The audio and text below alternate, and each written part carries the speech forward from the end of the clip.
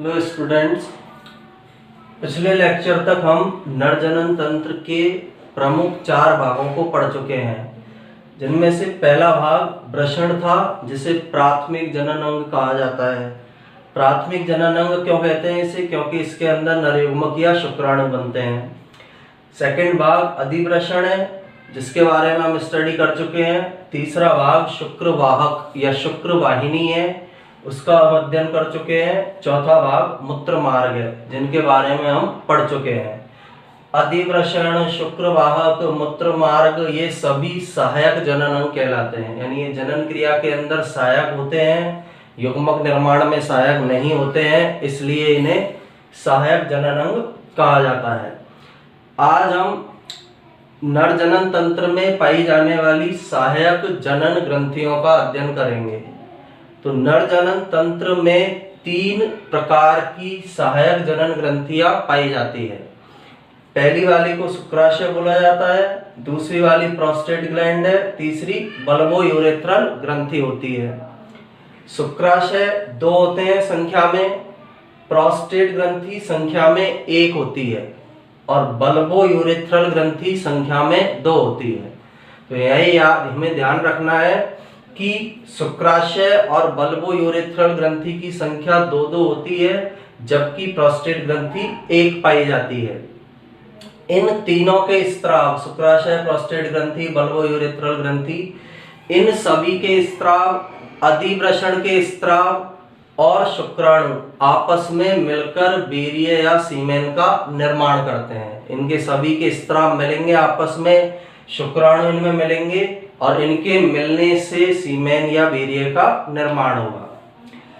तो सबसे पहले सहायक जनन ग्रंथि 3 प्रकार की है, 3 प्रकार बताई दी है हमने। एक शुक्राशय है, प्रोस्टेट ग्रंथि है, तीसरा बल्बो यूरेथ्रल ग्रंथि है। ये अपने स्त्राव मूत्र मार्ग में छोड़ती है। इन तीनों के द्वारा अपने स्त्राव को मूत्र मार्ग के अंदर छोड़ दिया जाता है। इनके सभी स्त्राव, अधिवृषण के स्त्राव और शुक्राणु, जो शुक्राणु यहाँ से शुक्रवाहिनी के माध्यम से गए हैं, ये सभी आपस में मिलकर सीमेन या वीर्य का निर्माण करते हैं। अब पहली जो सहायक जनन ग्रंथि है उसका नाम है शुक्राशय। इसकी पोजीशन या स्थिति मूत्राशय की सतह और मलाशय के बीच स्थित होती है, यानी मलाशय इसके आगे की तरफ मूत्राशय पाया जा रहा है, तो मूत्राशय की सतह, ये पिछली सतह मूत्राशय की और ये मलाशय, इसके बीच में ये पॉजिटेड होगी, यानी मलाशय के पास में पाई जा रही है, मलाशय की सतह पर उपस्थित है और मलाशय की सतह के ऊपर और मूत्राशय की सतह पर ये पाई जाती है। ये जो हमें भाग दिखाई दे रहा है मूत्राशय वाला भाग है, इस पर स्थित होगी, इसके पीछे की तरफ जो है मलाशय पाया जाता है, तो इन दोनों के बीच में ये उपस्थित होगी। एक जोड़ी होती है, यहाँ में दिखाई दे रही है 1 और 1 2, तो इनकी संख्या 1 जोड़ी या 2 होगी। पीले चिपचिपे तरल का स्त्रवण करती है और इनके द्वारा स्त्रावित जो तरल पदार्थ होगा उसका रंग पीला होता है और यह तरल पदार्थ चिपचिपा होता है, इसके अंदर चिपचिपेपन का गुण पाया जाता है। प्रत्येक शुक्राशय से एक छोटी नलिका निकलती है जो शुक्रवाहिनी के एम्पुला में खुलती है। एम्पुला के बारे में हम पिछले लेक्चर में पढ़ चुके हैं। ये शुक्रवाहिनी या शुक्रवाहक है और ये जो भाग है, फूला हुआ भाग जो बनाया गया है, ये भाग है एम्पुला। ये एक शुक्रवाहिनी का एम्पुला है, ये दूसरी शुक्रवाहिनी का एम्पुला है, 2 एम्पुला होंगे। तो दोनों एम्पुला में ये शुक्राशय एक छोटी नली के द्वारा इसके अंदर खुल जाएगा, ये शुक्राशय इस एम्पुला के अंदर एक छोटी नलिका के द्वारा खुल जाता है। शुक्राशय से एक छोटी नलिकाएं निकलेंगी और ये नलिकाएं शुक्रवाहिनी के एम्पुला भाग के अंदर खुल जाती है। एम्पुला भाग पहले हमने पढ़ा है, शुक्रवाहिनी उदर गुहा में मूत्राशय की सतह पर जाकर एक फूली हुई संरचना बनाती है, जिसे हम एम्पुला कहते हैं। इसके बाद शिश्न जब उत्तेजित अवस्था में होता है तो दोनों शुक्राशय एक साथ संकुचित होते हैं। शिश्न की उत्तेजित अवस्था में जनन क्रिया के समय दोनों शुक्राशय एक साथ उत्तेजित होंगे और दोनों शुक्राशय उत्तेजित होकर संकुचित होते हैं और अपने स्त्राव को मुक्त कर देते हैं। एम्पुला वाले भाग के अंदर ही अपने स्त्राव को मुक्त कर देंगे।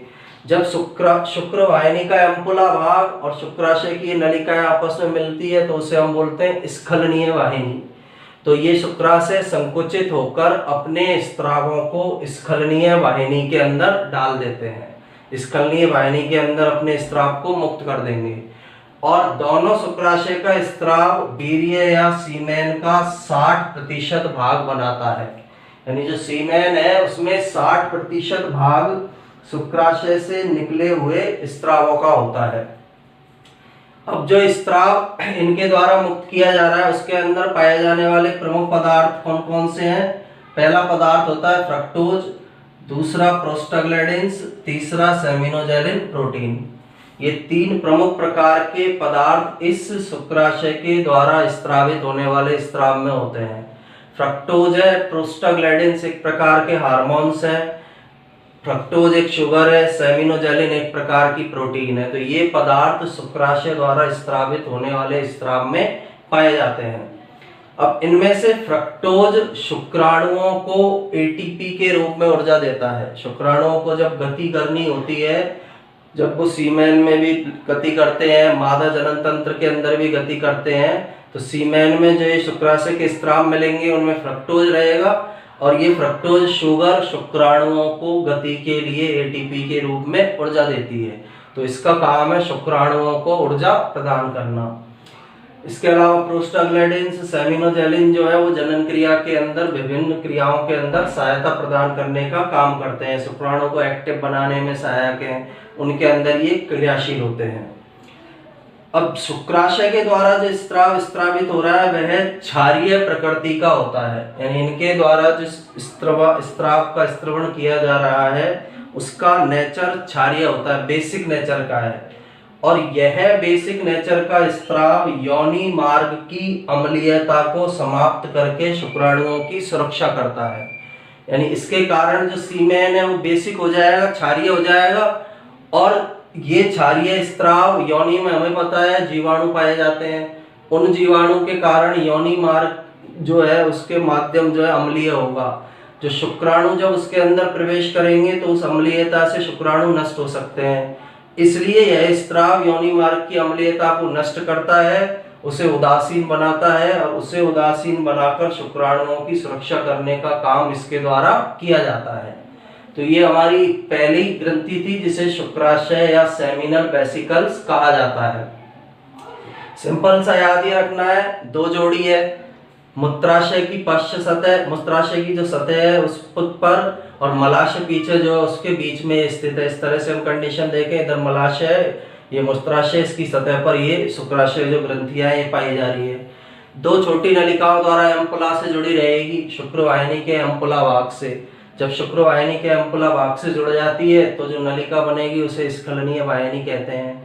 इसके द्वारा पीले कलर के चिपचिपे तरल का स्त्रवण किया जाता है। जब शिश्न उत्तेजित अवस्था में दोनों शुक्राशय संकुचित होकर अपने स्त्रावों को स्खलनीय वाहिनी में मुक्त कर देंगे। यह स्त्राव वीर्य का लगभग 60% भाग बनाता है।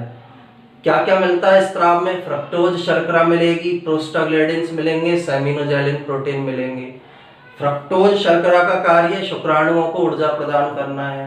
इसके अलावा जो इसकी प्रकृति जो क्षारीय है, इस शुक्राशय से द्वारा स्त्रावित जो स्त्राव है उसकी तो क्षारीय प्रकृति का यह स्त्राव योनि मार्ग के अंदर जो अम्लीय प्रकृति पाई जा रही है जीवाणुओं के कारण, योनि में कुछ जीवाणु होते हैं योनि मार्ग में, उन जीवाणुओं के कारण वहां अम्लीय प्रकृति है तो उस अम्लीयता को नष्ट करेगा और शुक्राणुओं की सुरक्षा करेगा।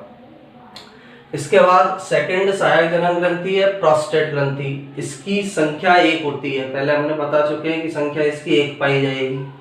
मूत्र मार्ग के आधार पर स्थित ये मूत्र मार्ग है, तो इसका जो आधार, ये आधार वाला हिस्सा है, नीचे वाला हिस्सा, तो इस आधार वाले हिस्से पर ये स्थित होगी। जैसे शिश्न है तो शिश्न के ऊपर और मूत्र मार्ग जो निकल रहा है वहां से ये मूत्र मार्ग निकल रहा है, इसके आधार पर यह प्रोस्टेट ग्रंथि पाई जाती है। संख्या 1 होती है।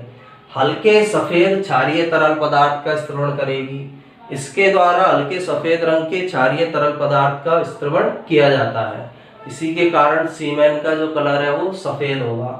और वीर्य का या सीमेन का इसके स्त्राव द्वारा 25 से 30% भाग बनाया जाता है।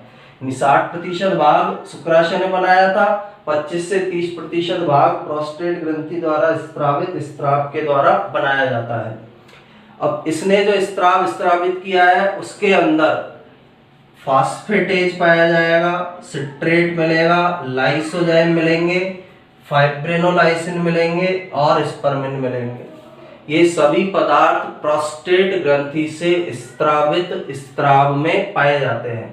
फास्फेटेज है, एंजाइम है, सिट्रेट एंजाइम है, लाइसोजाइम एंजाइम है, फाइब्रिनोलाइसिन रासायनिक पदार्थ है, स्पर्मिन रासायनिक पदार्थ है, शुक्राणु को एक्टिव करने में सहायक है, जीवाणुओं को मारने में सहायक है, लाइसोजाइम जीवाणुओं को मारता है। तो ये सारे पदार्थ प्रोस्टेट ग्रंथि के स्त्राव में पाए जाते हैं। अब इसके स्त्राव का काम क्या है? ये सारे पदार्थ जो पाए जा रहे हैं उनका काम है शुक्राणुओं को सक्रिय करना। शुक्राणु जब मुक्त होते हैं इस शुक्रवाहक नलिका से वृषण से निकलकर जब जा रहे हैं तो वो निष्क्रिय अवस्था में होते हैं, उन्हें सक्रिय करने का काम यह स्त्राव करेगा। और दूसरा वीर्य के स्कंदन को रोकना। जो वीर्य या सीमेन है वो जम नहीं पाए अंदर बॉडी के अंदर, इसका जमाव नहीं हो, इसकी क्लॉटिंग नहीं हो, तो उसके स्कंदन को रोकने का काम भी इन पदार्थों के द्वारा या फिर प्रोस्टेट ग्रंथि के स्त्राव के द्वारा किया जाता है। तो दो ग्रंथियां हमने अभी पढ़ी है, एक शुक्राशय है, दूसरी प्रोस्टेट है। प्रोस्टेट की पोजीशन संख्या 1 है, जो मूत्र मार्ग है उसके आधार में स्थित है। क्षारीय प्रकृति का स्त्राव स्त्रावित करते हैं, तरल स्त्रावित करते हैं। वीर्य का 25 से 30% ये भाग बनाएगा। इसके स्त्राव में फास्फेटेज, सिट्रेट, लाइसोजाइम, फाइब्रिनोलाइसिन और स्पर्मिन होंगे। इस स्त्राव का काम है शुक्राणुओं को सक्रिय बनाना और वीर्य की क्लॉटिंग को या स्कंदन को शरीर के अंदर रोकना। ये प्रोसेस इस प्रोस्टेट ग्रंथि के स्त्राव द्वारा की जाती है। तो इसके नोट्स बनाने के लिए आप इसका स्क्रीनशॉट ले सकते हैं।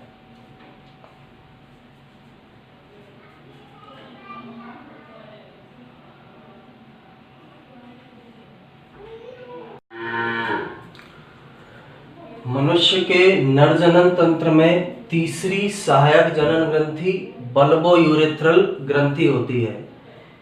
इन ग्रंथियों का ही दूसरा नाम काउपर ग्रंथि होता है, यानी बल्बोयूरेथ्रल ग्रंथि को ही काउपर ग्रंथि के नाम से भी जाना जाता है।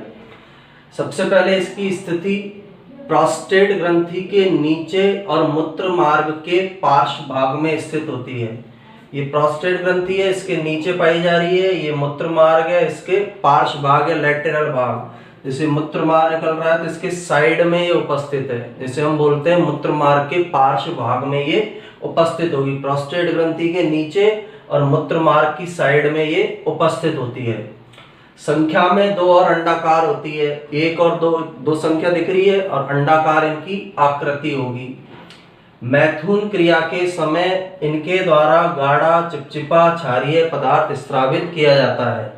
जब कॉपुलेशन क्रिया होती है या जनन क्रिया होती है उस समय पर इन ग्रंथियों के द्वारा गाढ़ा चिपचिपा क्षारीय तरल पदार्थ स्रावित किया जाएगा, जो सीमेन का भाग बनाता है। अब 60% हमारे शुक्राशय ने बनाया था, 20 से 25% प्रोस्टेट ग्रंथि ने बनाया था, यानी लगभग 80% भाग उन दोनों ग्रंथियों ने बना दिया।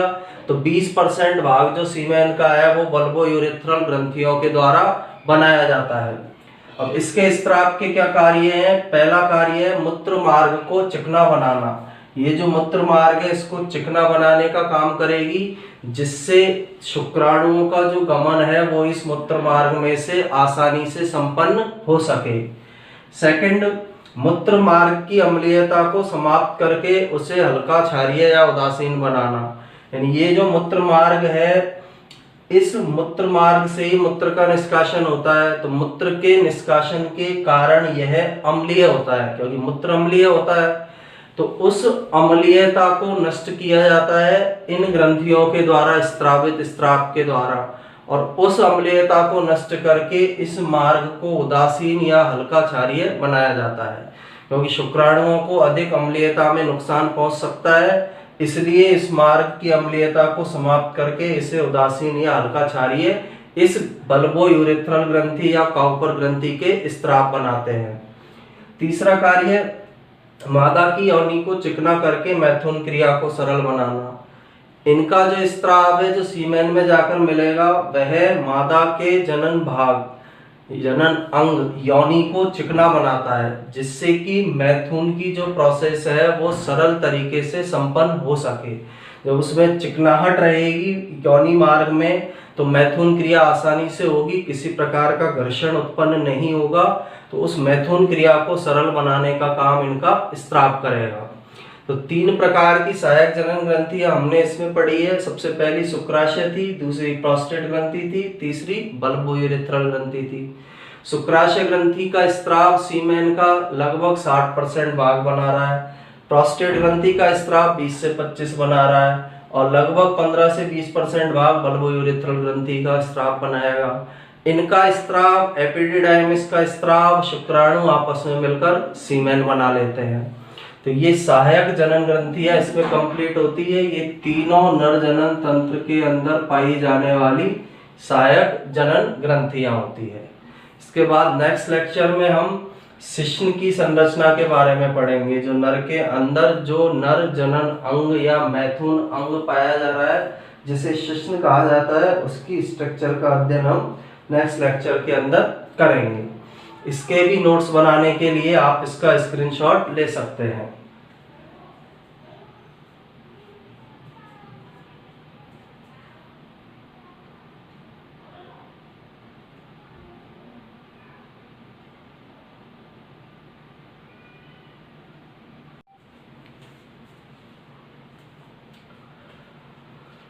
हेलो स्टूडेंट्स, नर जनन तंत्र में हम इसकी प्रमुख 5 संरचनाओं का अध्ययन कर चुके हैं। इसकी पहली संरचना वृषण थी, दूसरी स्ट्रक्चर अधिवृषण, तीसरी संरचना शुक्रवाहक, चौथी संरचना मूत्रमार्ग थी, 5वीं संरचना सहायक जनन ग्रंथियां थी। अब इसकी आज हमें लास्ट संरचना स्ट्रक्चर का अध्ययन करना है जिसे हम शिश्न कहते हैं। यानी नर जनन तंत्र का लास्ट भाग है, इसके बाद नर जनन तंत्र कंप्लीट होता है।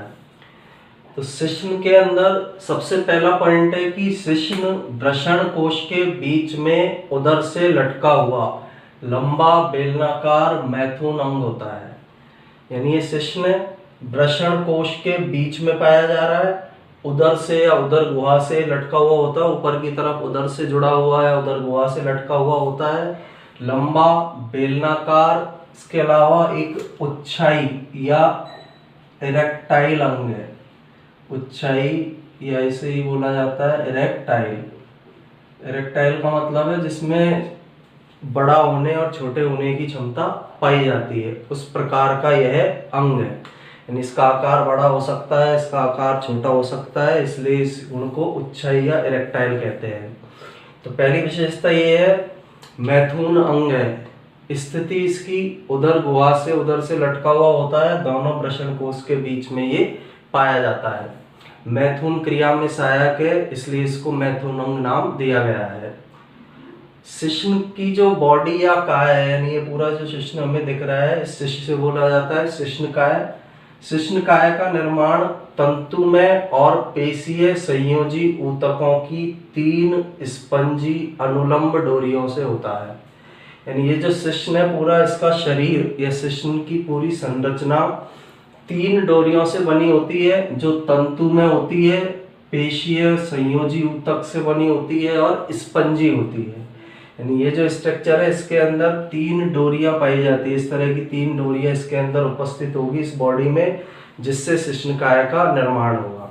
इन डोरियों की विशेषता है तंतु में है, इनके अंदर फिलामेंट या तंतु पाए जाएंगे, पेशीय संयोजी ऊतक से बनी हुई है, कनेक्टिव टिश्यू से बनी हुई है, मसल्स वाले कनेक्टिव टिश्यू से बनी हुई है, और अनुलंब डोरियां हैं, इस तरह की अनुलंब डोरियां हैं, इसलिए इन्हें अनुलंब डोरियां नाम दिया है। तो अंदर की तरफ 3 अनुलंब डोरियां इसके अंदर पाई जाती है, जो शिश्न काय का या शिश्न की बॉडी का निर्माण करती है। अब इसके अंदर जो डोरियां है उसमें पृष्ठ भाग में उपस्थित डोरियां, पृष्ठ भाग का मतलब है जैसे शिश्न वाला भाग है तो पीछे वाले भाग में जो उपस्थित डोरियां होंगी उन्हें कार्पोरा कैवर्नोसा कहते हैं, और पीछे वाले भाग के अंदर डोरियों की संख्या 2 होती है। तो पृष्ठभाग में उपस्थित डोरिया दो होती है, कार्पोरा कैवर्नोसा कहलाती है। अधर भाग में एक डोरी उपस्थित है, ये दो पृष्ठभाग में है, अधर भाग में आगे की तरफ इसमें एक डोरी उपस्थित होगी जिसे कॉर्पस स्पंजियोसम कहते हैं। इसकी यदि हम अनुप्रस्थ काट काटे, यदि शिश्न की टीएस काटी जाए, टीएस होता है इस तरह की दाएं से बाएं काट काटी जाए, तो इस प्रकार की संरचना हमें इसकी टीएस में या अनुप्रस्थ काट में दिखाई देती है। सबसे पहले तो आवरण है, इसमें एपिडर्मिस का आवरण है, डर्मिस का आवरण है, एक ट्यूनिका एल्यूजिनिया का आवरण पाया जा रहा है। ये तीनों एनवलप या आवरण होते हैं। दो डोरिया अभी हमने पढ़ी है, पृष्ठभाग में है, उन दो डोरियों का नाम है कॉर्पोरा कैवर्नोसा। कॉर्पोरा कैवर्नोसा ये दो डोरिया होती है। एक डोरी अधर भाग में पाई जा रही है जिसे हम कॉर्पस स्पंजियोसम कहते हैं, ये कॉर्पस स्पंजियोसम है। और कॉर्पस स्पंजियोसम में से ही मूत्रमार्ग बाहर खुलता है। जैसे शिश्न की इस तरह की स्थिति है, पीछे की तरफ ये दोनों डोरिया मिलेगी, आगे की तरफ कॉर्पस स्पंजियोसम मिलेगा, उस कॉर्पस स्पंजियोसम में से मूत्रमार्ग बाहर की ओर ओपन होता है। तो तीन डोरियों से होगा, दो प्रकार की होती है। पृष्ठ भाग की डोरी, पीछे की डोरी कॉर्पोरा कैवर्नोसा कहलाती है, आगे वाली डोरी कॉर्पस स्पंजियोसम कहलाती है। इसके बाद शिश्न का जो शीर्ष भाग है, ये जो हम स्ट्रक्चर देख रहे हैं, ये शिश्न का शीर्ष भाग है। यह भाग फूला हुआ होता है और इस फूले हुए भाग को ही शिश्न मुंड या ग्लांस पेनिस कहा जाता है। हिंदी में इसे शिश्न मुंड बोलेंगे, इंग्लिश में इसे ग्लांस पेनिस के नाम से इसे जाना जाता है। शीर्ष भाग फूला हुआ होगा, शिश्न मुंड या ग्लांस पेनिस कहलाएगा। और इसका निर्माण केवल कॉर्पस स्पंजियोसम से होता है। ये अधर भाग वाली है, आगे वाले भाग के आगे वाले भाग में कॉर्पस स्पंजियोसम पाया जा रहा है, तो इसका निर्माण शिश्न मुंड का या ग्लांस पेनिस का निर्माण केवल कॉर्पस स्पंजियोसम से होता है। अब ये जो ग्लांस पेनिस है, इसके ऊपर भी एक आवरण पाया जाता है। जैसे त्वचा का आवरण है ये पूरा, इसके ऊपर भी एक एनवलप या आवरण इस ग्लांस पेनिस के ऊपर पाया जाएगा। त्वचा का एक आवरण इसके ऊपर उपस्थित होता है। ये जो आवरण है, इस आवरण को प्रीप्यूस कहा जाता है। ग्लांस पेनिस को ढकने वाला जो आवरण है, उस आवरण को प्रीप्यूस कहा जाता है। और प्रीप्यूस की यह विशेषता होती है, यह आवरण मैथुन क्रिया के समय ऊपर की ओर चला जाता है, यानी मैथुन क्रिया के समय ऊपर की ओर चढ़ जाएगा, जिससे ग्लांस पेनिस या शिश्नमुंड वाला भाग अनावृत हो जाता है या आवरण रहित हो जाता है। जब मैथुन क्रिया होती है, प्रीप्यूस आवरण ऊपर की तरफ फोल्ड हो जाता है, जिससे शिश्नमुंड या ग्लांस पेनिस नग्न या आवरण रहित हो जाएगा। अब सामान्य अवस्था में शिश्न की तीनों डोरियों में उपस्थित रक्तकोटर खाली रहते हैं और पेशियां संकुचित रहती है। इनके अंदर जो ये रक्तकोटर पाए जा रहे हैं, ये सिंपल स्टेज में खाली है, पेशियां भी इसकी संकुचित है। इसके अंदर जो मसल्स पाई जा रही है, पेशीय से बना है ना, पेशीय संयोजी ऊतक से, तो इसकी पेशियां भी संकुचित रहती है। लेकिन मैथुन क्रिया के लिए उत्तेजना होने पर, जैसे ही मैथुन क्रिया के लिए उत्तेजना होगी, तो इसके अंदर के रक्त कोटरों में शिश्न धमनी से रक्त आ जाता है। इन कोटरों में खाली जगह में रक्त आकर भर जाएगा। रक्त आकर भरेगा, दूसरी घटना ये होगी, इसकी जो पेशियां हैं, इनकी कॉर्पोरा कैवर्नोसा कॉर्पस स्पंजियोसम की जो पेशियां हैं, वो फैल जाती है।